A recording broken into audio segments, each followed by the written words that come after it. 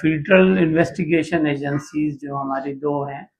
انہوں نے پولیس کے ساتھ مل کے، کراچی پولیس کے ساتھ یہ انفارمیشن گیدر کی، اور ان کی ایک بہت بڑی کامیابی ہوئی ہے۔ اس میں 4 لوگ جو ہیں وہ اریسٹ کیے ہیں، جن سے انویسٹیگیشن ہوئی، انہوں نے اس کو مانا ہے۔ اور ہمارے پڑوسی ملک سے ایک تنظیم ہے جو اس کو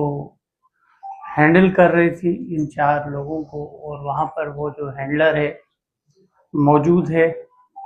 اور زینبین ایک کوئی انٹرویو ہے، اس میں ہمارے جو مرحوم صحافی صاحب ہیں وہ اسرائیل کی فیور میں کوئی اسٹیٹمنٹ دے رہے تھے، اور جس پر یہ لوگ آ کر انائڈ ہو کر انہیں 2 بار ایک بار ایک ہی مکمل کی ہے انہوں نے، اور اس میں کوئی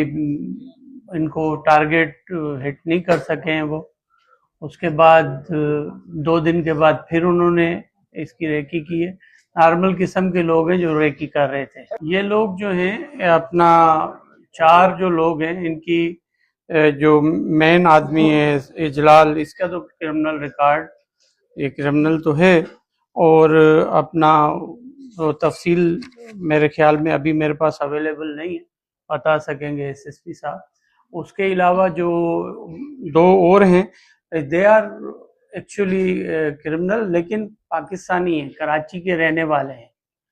اور ناظم آباد کے رہنے والے ہیں۔ بہت بڑا واقعہ ہے، ایک صحافی کا مرڈر ہو گیا ہے، اور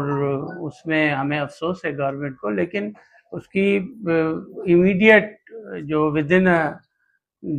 1-2 ہفتوں میں 3 ہفتوں میں ان کے جوابدار اریسٹ ہوئے، بڑی کامیابی ہے۔ یقیناً اس میں یقیناً ہمارے پڑوسی ملکوں کی فنڈنگ ہے، اور وہ انریسٹ کریٹ کرنا چاہتے ہیں۔ بلوچستان میں آپ دیکھ رہے ہیں، کے پی میں دیکھ رہے ہیں، پنجاب میں دیکھ رہے ہیں، کراچی میں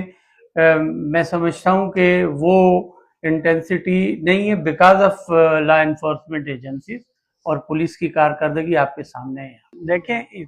تعلیم یافتہ بی بی اے پاس ہیں، کوئی میٹرک ہے، کوئی بی بی اے ہے، اور یقیناً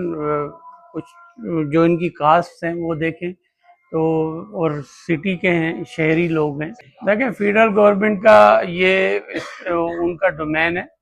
اور وہیں سے ہمیں انسٹرکشن آ رہی ہوتی ہیں، اور افغانی کافی تعداد میں ملک چھوڑ کر جا چکے ہیں،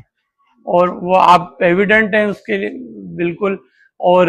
یقیناً بات تو پڑوسی ملکوں سے ہوتی ہے، یہ تو